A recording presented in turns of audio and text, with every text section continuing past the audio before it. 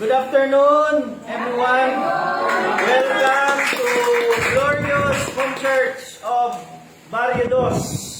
We are in the Juarez family, headed by our Eagle Jen Juarez and Jesse Boy, with the children RJ, CJ, and LJ. God is good in this family dahil pinapagamit ng Panginoon ang kanyang mga hinirang, lalong-lalo na ang mga pamamahay, para mabigyan siya ng glory, no? Glory kasi glorious nga yung church niya dito natin, di ba? So pakisabi sa katabi mo, mainit na hapon sa iyo. Mainit na hapon sa iyo. Alam niyo kasi, sometimes God is talking to us in every situation. Mainit ang panahon, napapawisan tayo. It's normal kasi andito pa tayo sa mundo. And we are now experiencing the exhausted heat coming from hell. Pakisabi sa katabi mo, andyan sa baba ang impyerno. Diba? So we are in the place na tinatawag nating purgatory. Dito tayo pinipurge. Diba? Pinapalabas yung taba natin, sinisqueeze tayo, pinasasama tayo sa tao para mahirap intindihin, lalong-lalo na sa mga bahay natin. Wala namang perfect na family, pero meron talagang mga incident or mga sitwasyon sa pamilya na kung saan andon yung member ng family na tinatawag nating black sheep type. So, ganun din tayo noon. But we praise God na tinawag niya tayo, kinuha niya tayo from that kind of situation at ibinilang niya tayo dito sa tinatawag nating family of God. Kaya andito tayo ngayon. We are taking every time, every opportunity para sa Panginoon, para masustain natin yung ating ignition sa pag-aantay sa Panginoon. Right? So today, June 12, Independence Day. No? The world is celebrating Independence Day.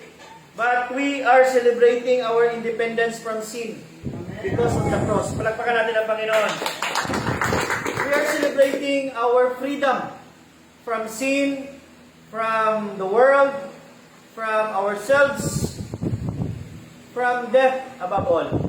Kasi nga, after Jesus died on the cross, binuksan ng Panginoon ang buhay na walang hanggan para sa ating lahat.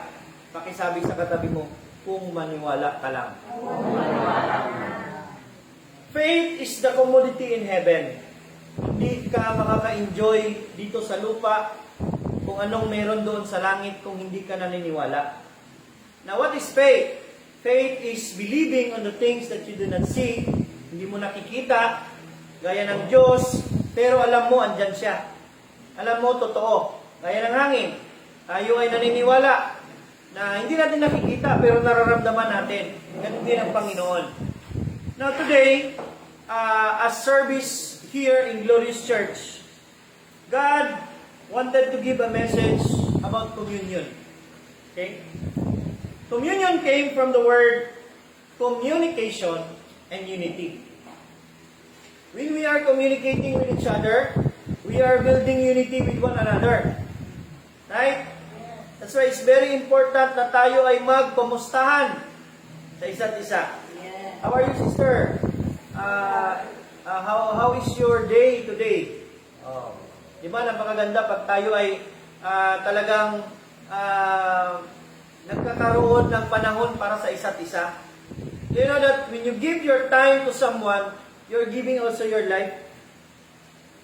Pag ikaw, binigay mo yung oras mo sa isang tao, binibigay mo ang iyong buhay para sa kanya. Yes. How many times do we have in a day? We have 24 hours a day. Ngayon, nag-spend ka ng 8 hours sa isang tao na yan dahil siya ay mayroong problema. Binibigay mo yung 8 hours ng buhay mo sa kanya. And that is the expression of love. This is the will of God for all of us. Love one another as I have loved you. Ang kanyang pagmamahal ang ating basihan kung paano tayo magmahalan sa isa't isa. That's why we love unconditionally. We can forgive despite that it's very difficult to forgive. It's all because He forgave us first. Siya ang nagpatawad sa atin. Now, communion. Our topic is all about communion. It talks about communication and union. So, communication, pag tayo ay nagko-communicate with one another, sinasabi natin, this is the lifeline of every relationship. Ito yung buhay na nagdudugtong sa bawat relasyon natin sa isa't isa. Saan ba nagsisimula yung girlfriend at boyfriend?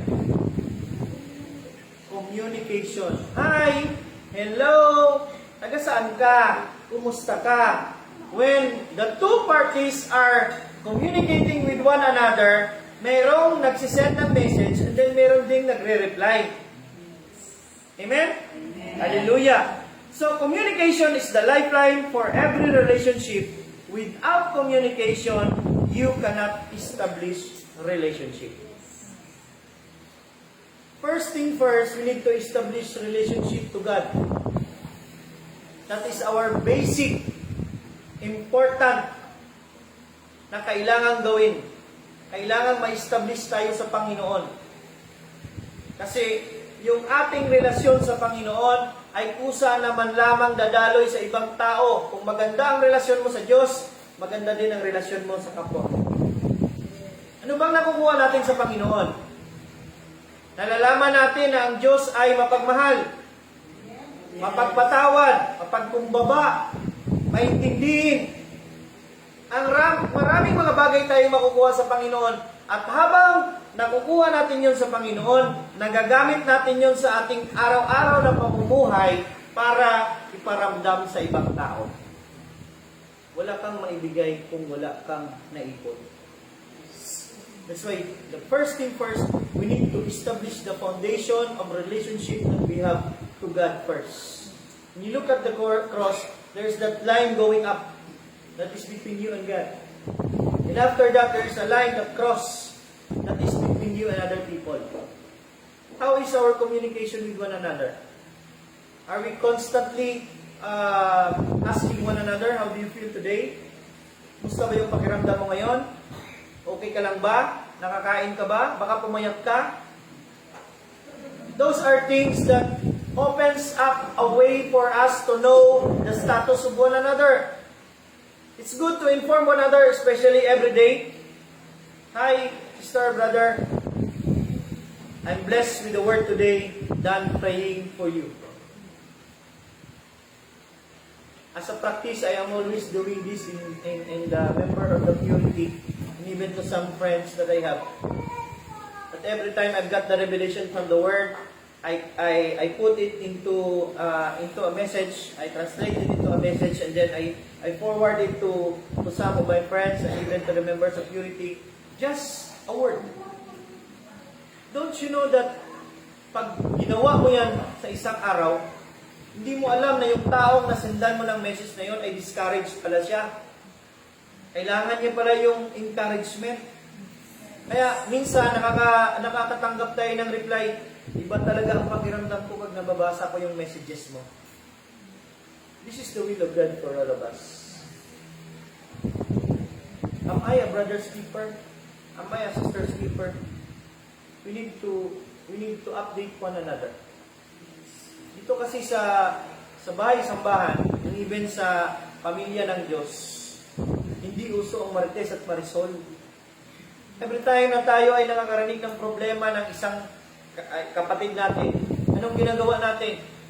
We put our sympathy and empathy to the person, and then we pray for that person. Right? Kasi pag naniniwala tayo, pag marami ang tumatawag, mas madali ang sagot.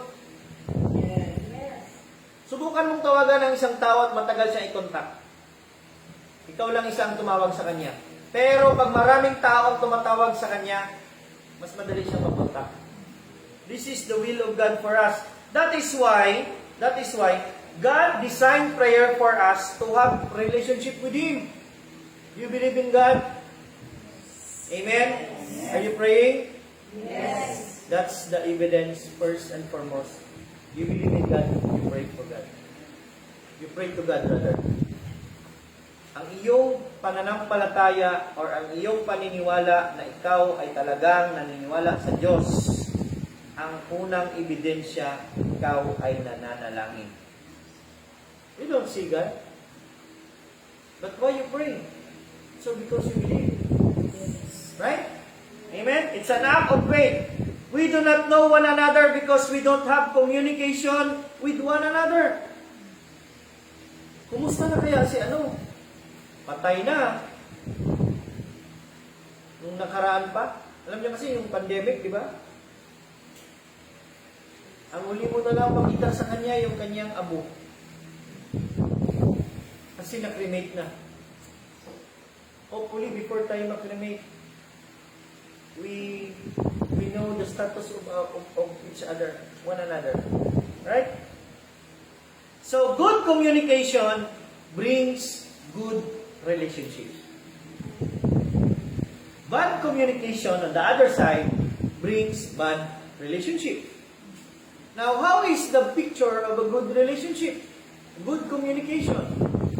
Good communication focuses more on positive things, encouragement. Bad communication focuses more on Brigada News FM. What's the update for today?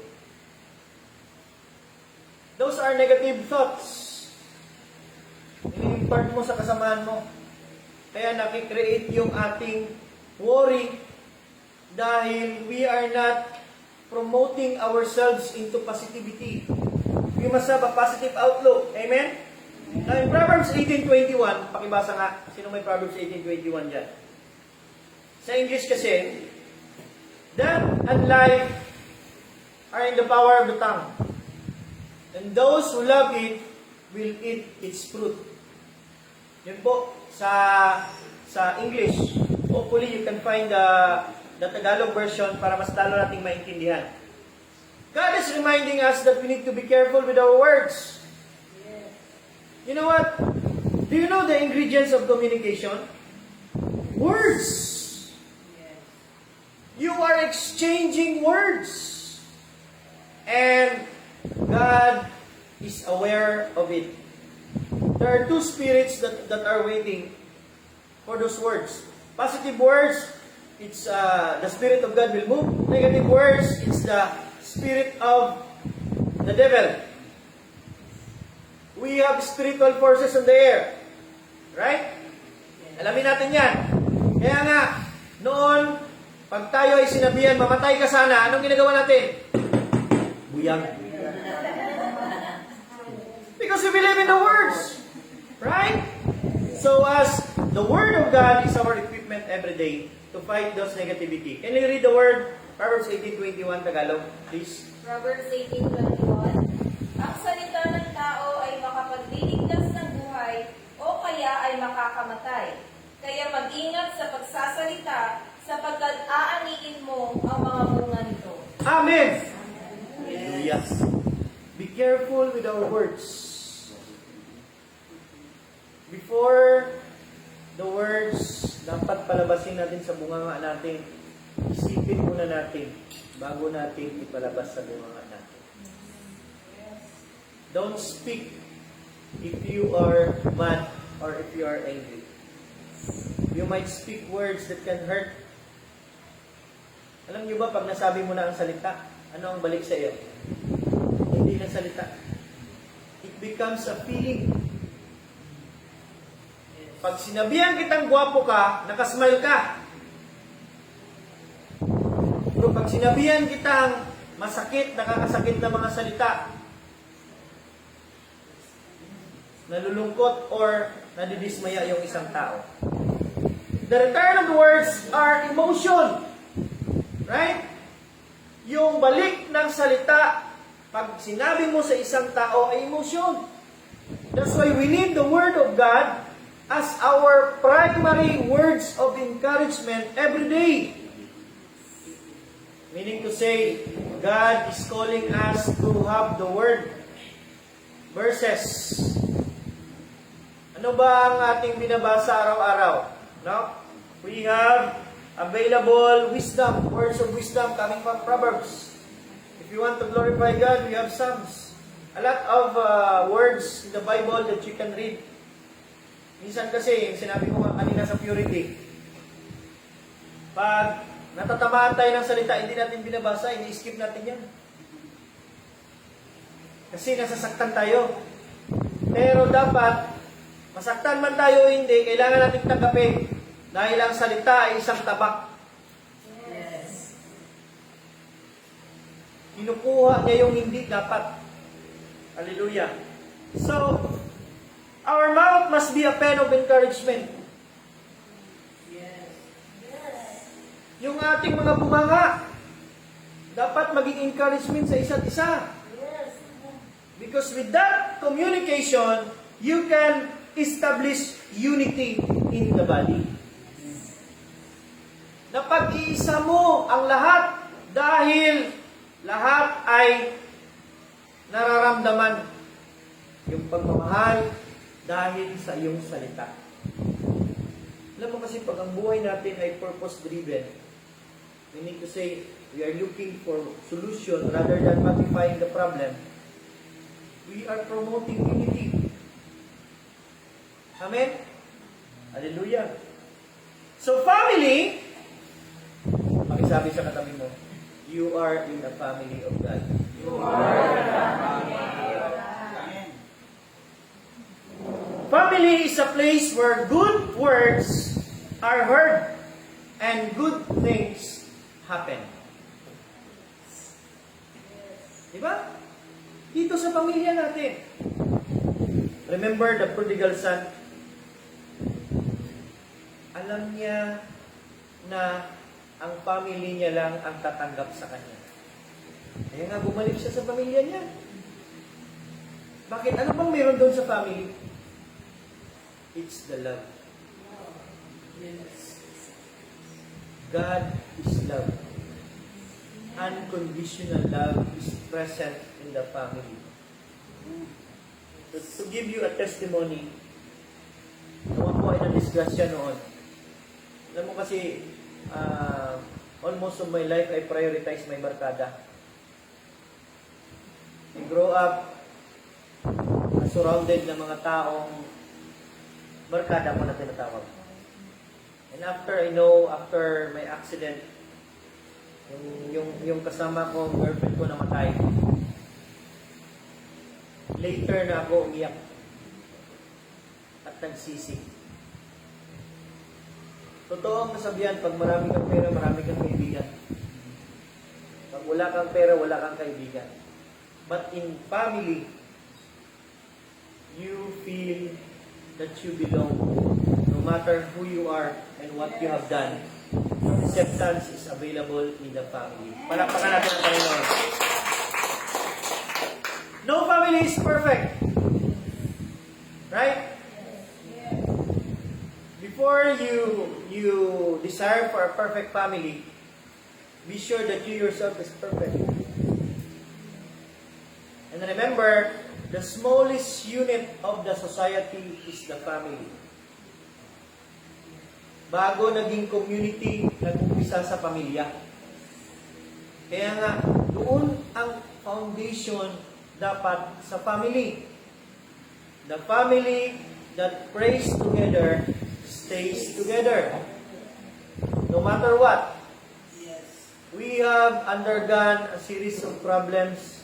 We overcome a series of experience of problems in our family in relation to husband and wife, children, parents, relationship.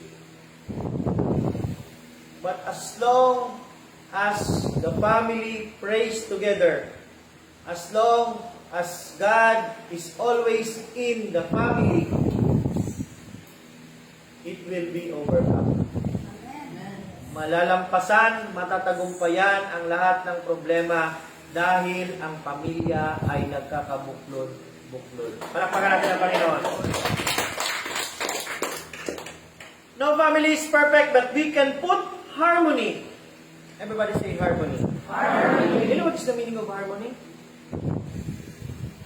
When you put together the bass, the tenor, the alto and the soprano in a one common voice or song, it can create a harmony.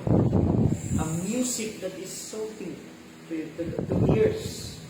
Kaya nga, hindi pwedeng bass lang kasi pangit pakinggan. Hindi din pwedeng soprano lang kasi masakit sa tainga. They must be together. They must play together in one so that makita mo yung harmony and you can create beautiful and melody and even music, good music out of the harmony of the alto, soprano, bass, and tenor. In a family, it is also the harmony of one another that will bring beauty to your family. Pangit naman at puro mabait lahat. Ang sabi sa katabi mo, walang challenge. Diba? God is a God of purpose. God designed you for a special purpose. Kaya nga, you must include yourself outside the family. Andun yung mga di magagandang mga bagay. Within the family, doon mo ma-experiensyahan yung pagmamahal, acceptance, andyan yung forgiveness, ano pa? Andyan yung intimacy, love, understanding, everything. Diba? Pwede pang hindi ka masagmura ng mga barkada mo, pero never kang i-condemn ng family mo. Hallelujah! So, don't speak and magnify negative words and situation. Huwag natin i-magnify yung mga negative words and situation natin. Dahil hindi ito nakakatulong sa relasyon. Amen? Kanina, nag-share yung DCF Purity. Kung gaano siya kasama noon nung siya ay nag-aaral pa. Hanggang sa siya ay nagbuntis. Nag-aaral pa lang siya. Hanggang sa nanganak na siya, nakapagtapos siya ng kanyang pag-aaral. Dumating na naman yung isang malaking pagsubok. At tinanong niya ang Panginoon. Sabi niya, makasalanan ba talaga ako? Bakit mo ako binigyan ng problemang ganito? Sabi sa katabi, makarelate.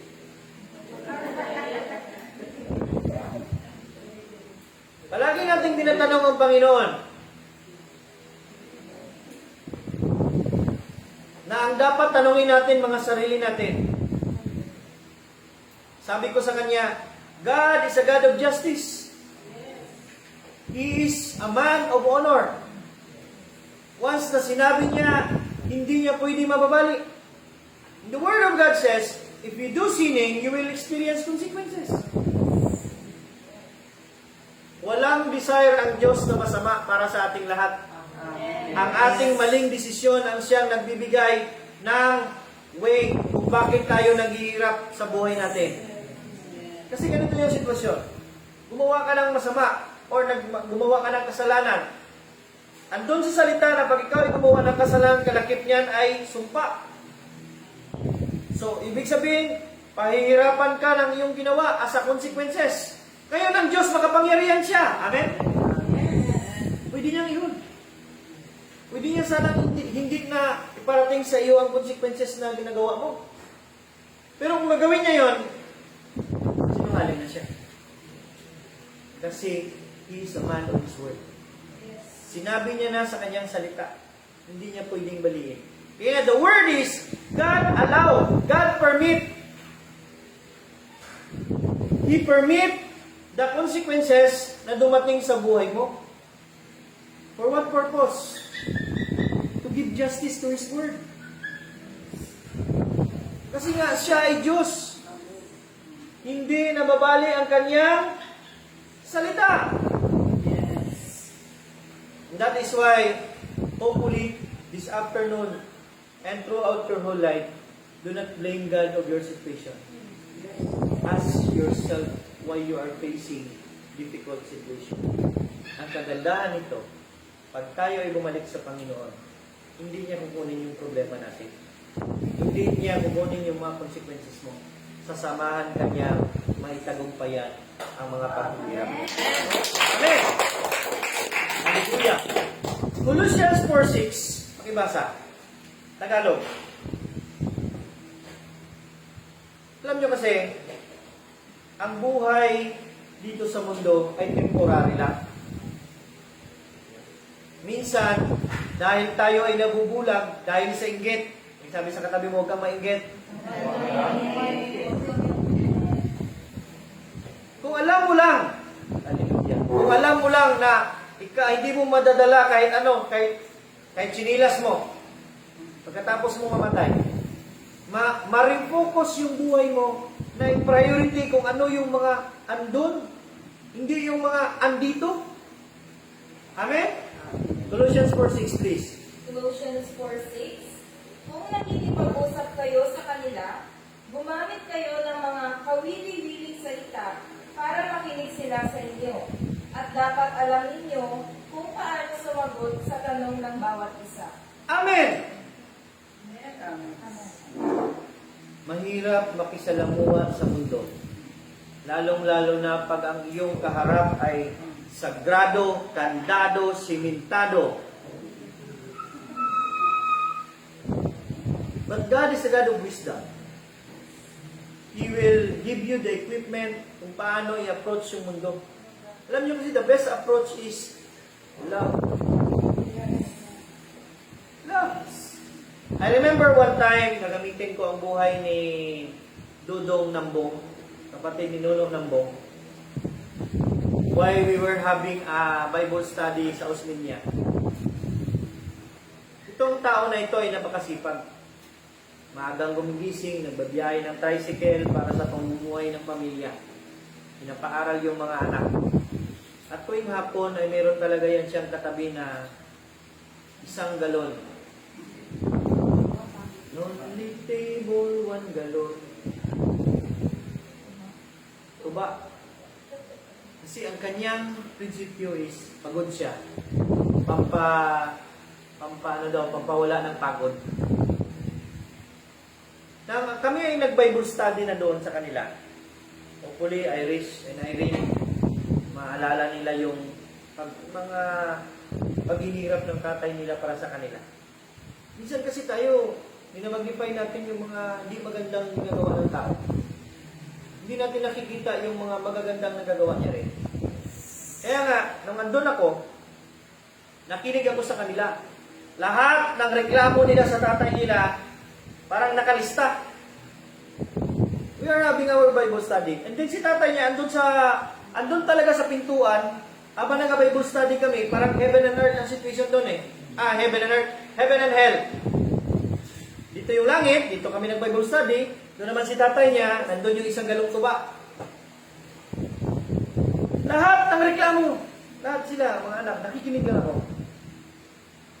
Do you know what? The best approach for those people is appreciation. Sabi ko, alam nyo kasi, si tatay ninyo, ginagawa ang lahat para sa inyo.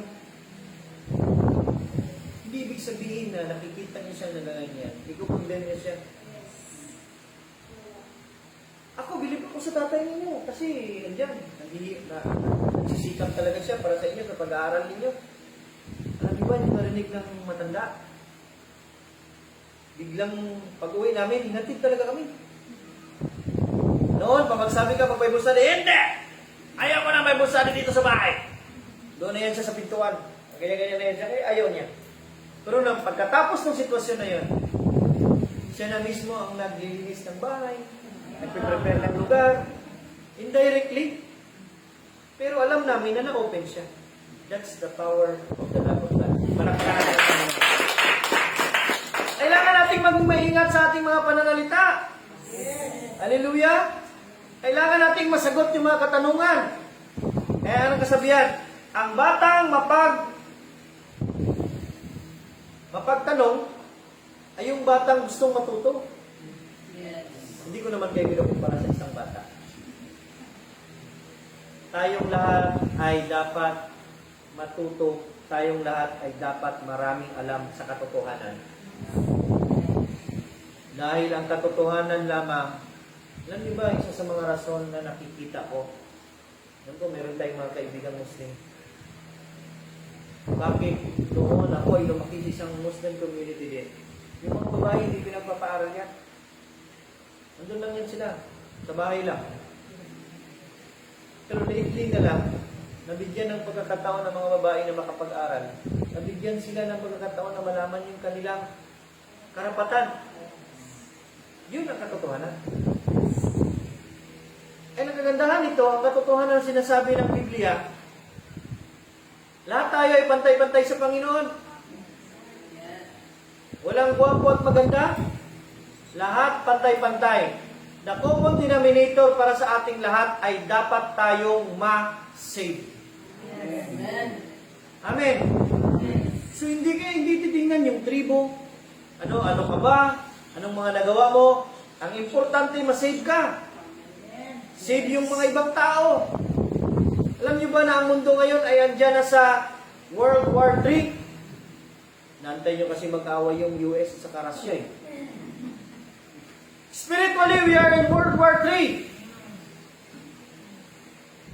Satan is busy getting people going to hell. We must be aware of that. We must also be see people, we are going to win them to Christ. That's why we administer salvation.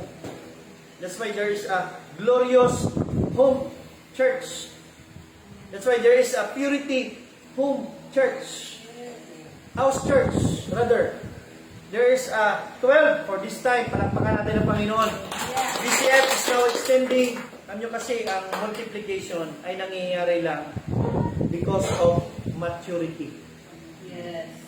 Sabi ni Pastora, hindi mo isisilang ang isang bata, hindi mo siya maipapanganak kung hindi pa siya mature. Amen?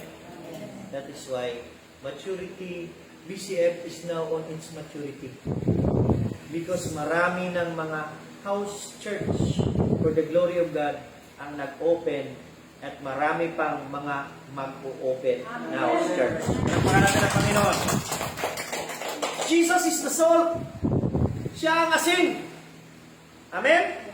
If you have Jesus, your words will be filtered. Sometimes, di ba? Pag ikaw ay galit, hallelujah! Nababago mo yung ano mo kasi napaprocess mo dun sa ano mo. Paano mo ba napaprocess? Pinapairal mo yung katotohanan na nalalaman mo. Yes. In other words, you operate in your spirit. You did not operate in your flesh. Because your flesh would always respond to negative things. But if you are in your spirit, ma-filter niya and then ma-transform niya into a heavenly statement yung sasabihin sana na you delighting. Amen? Yes. Good relationship must start in family first. Yes. That's why Glorious House Church is a family. Yes. This is a family.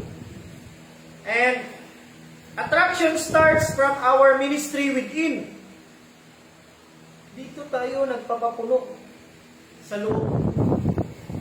After nating mapuno dito sa loob, lumalabas tayo at yung buhay natin ay nagiging attraction sa ibang tao. Yes. Kaya nga, your life itself is an invitation for others. Invitation in the sense na nakikita niya ang pagbabago mo, nararamdaman niya na andyan yung Panginoon sa iyo.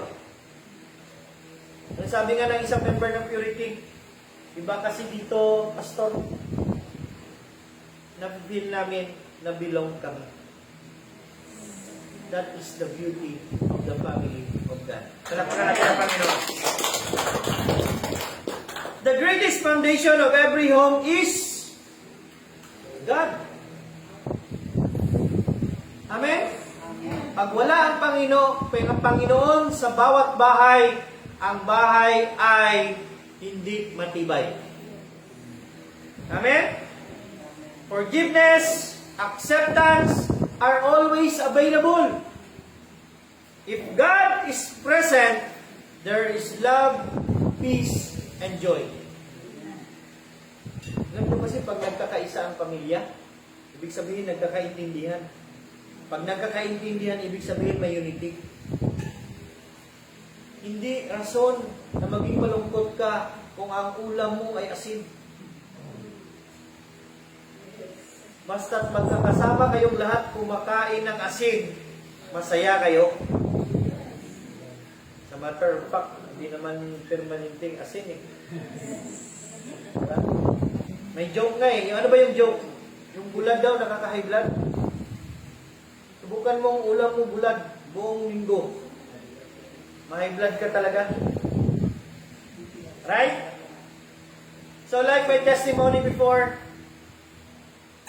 walang ibang tumanggap sa akin kung gaano ako kasama, kundi ang pamilya ko. Walang ibang nagsapupo o nagpupok sa akin pagkatapos kong madisgrasya, kundi pamilya ko. That's the power of being in the family.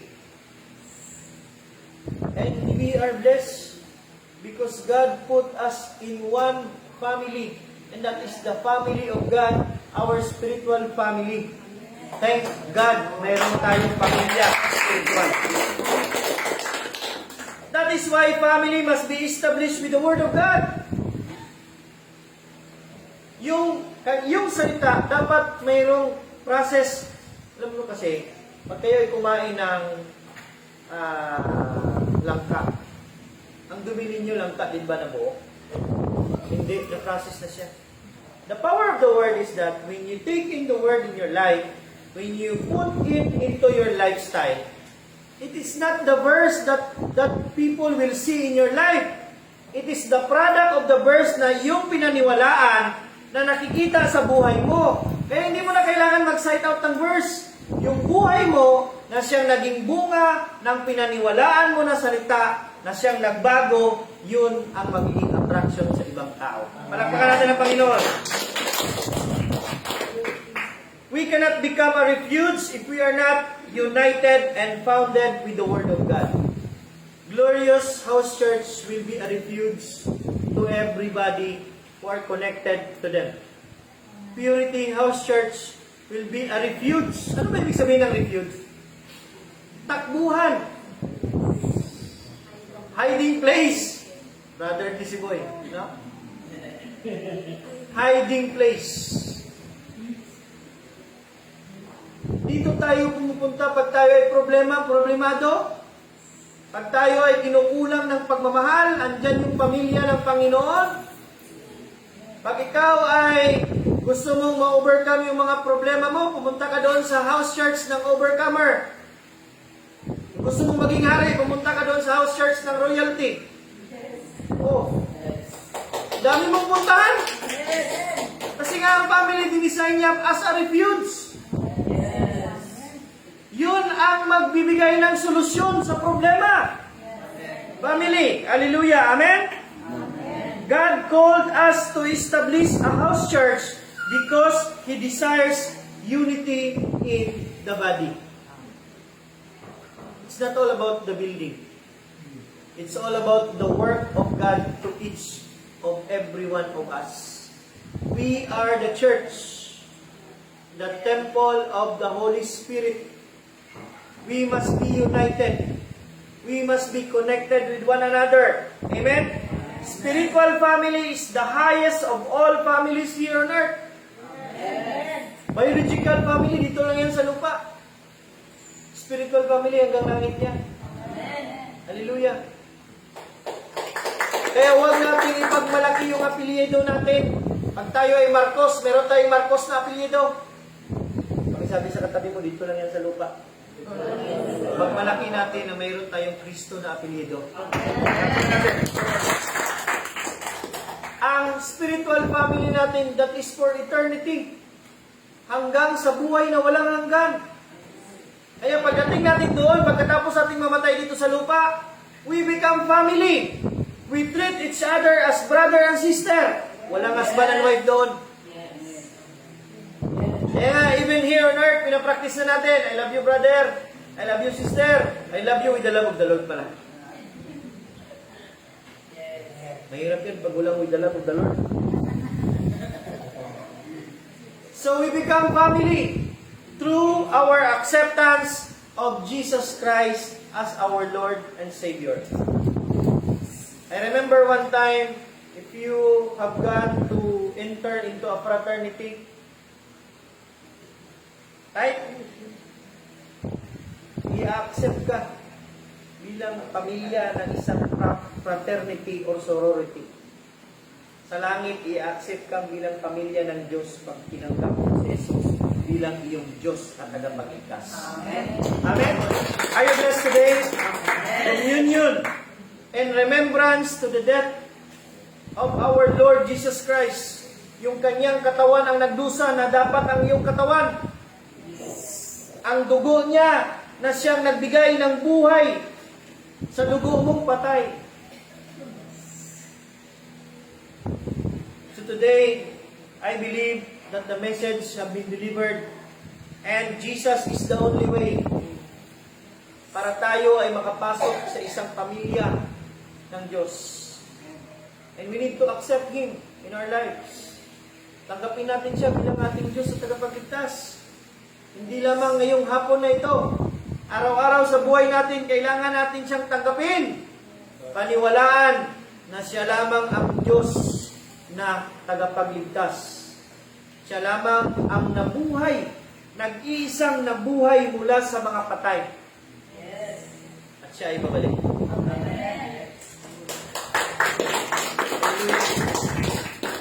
Hindi niya babalikan ang mundo.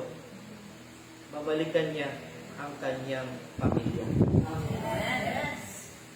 As a testimony, sabi nga ni Sister Sally, ano yung bahay namin noon, hindi pa pinapagamit sa Panginoon. At ang time na nag-open kami ng house church, napaprovide naman lahat ng Panginoon yung pangailangan. Hindi na kami nabuhui.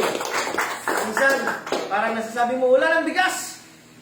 Maya-maya, andyan na yung bigas. Yung kuryente, mapataas yung bill kasi merong aircon. Napaprovide na naman ng Panginoon, hindi pa man kami naputulan. Ganun na pala yung sikreto. Kung gusto mong i-provide ng Diyos yung pangailangan mo, ipagamit mo yung bahay mo para sa Kanya. Kung gusto mong i-provide ng Diyos yung pangailangan mo sa buhay mo, ipagamit mo yung buhay mo para sa Panginoon. Amen? Are you blessed this afternoon? So, let's receive Jesus. Siya lang naman ang susi natin para tayo ay maging isang pamilya dito sa lupa hanggang sa langit. Pikit natin ang ating mga mata. Direct tayo sa ating mga puso. God is talking from the heart. Hindi siya nangungusap sa ating mga utak dahil sa ang mga utak natin ay puno yan ng mga alam at mga rason. Ang puso natin ang siyang dapat nating buksan ngayong hapon para papasukin ang nag-iisang Diyos at tagapagligtas sa ating buhay. Taas natin yung ating dalawang kamay habang nakaupo. Higit patuloy ang ating mga mata. Ako'y manalangin. Sundan ninyo ang aking panalangin. Ama naming makapangyarihan sa lahat, nagpapasalamat ako, Panginoon, sa hapong ito. Gusto kong mapabilang sa iyong pamilya. Ang pamilya na siyang magbibigay sa akin. Tanggapin ako kung sino ako at kung ano ako. Ngayong hapon, alam ko ang susi para ako'y makapasok at mapabilang sa pamilya ng Diyos. Ngayong hapon, I declare, I believe in my heart that Jesus is my Lord and my Savior. I believe that my name is written in the book of life. Simula ngayong hapon, ako ay nasa pamilya na ng Diyos. Magiging masaya ako Ngayong hapon, may experiensyahan ko ang buhay na walang hanggan. I am free from sin. I am free from Satan. I am free from myself. Today marks the day of my freedom. Independence Day. Thank you, Lord. Holy Spirit, I call upon you. Tulungan mo po ako, Panginoon. Gusto kong magbago. Alam ko na ikaw ay makapangyarihan at ako ay bibigyan mo ng kapangyarihan para magbago. Ito ang isang dalangin sa pangalan ni Jesus. Ang lahat ay magsabi na Amen. Let me pray for all of you. Dalangin tayo. Our Father in Heaven, thank you, Lord, for this afternoon. Salamat sa Glorious House Church. Bless mo po, Panginoon, si Sister Jen and Brother Jesse Boy, si JRJ and LJ, na siyang naging daan para mabuksan ang liwanag dito sa pamamahay na ito. At alam namin na ang mga taong iyong itinalaga ay andyan na sila para sa Glorious Church na ito. Salamat, Panginoon, sinasamba ka namin, binabalik namin ang papurit pasasalamat dahil sa iyong ginawa na katagumpayan ngayong hapon ito. Binabalik namin ang papurit pasasalamat na may pagdiriwang ng aming kalayaan.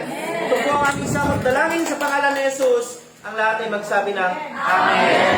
Hallelujah! To God be all the glory and God bless everyone. Amen. Praise God!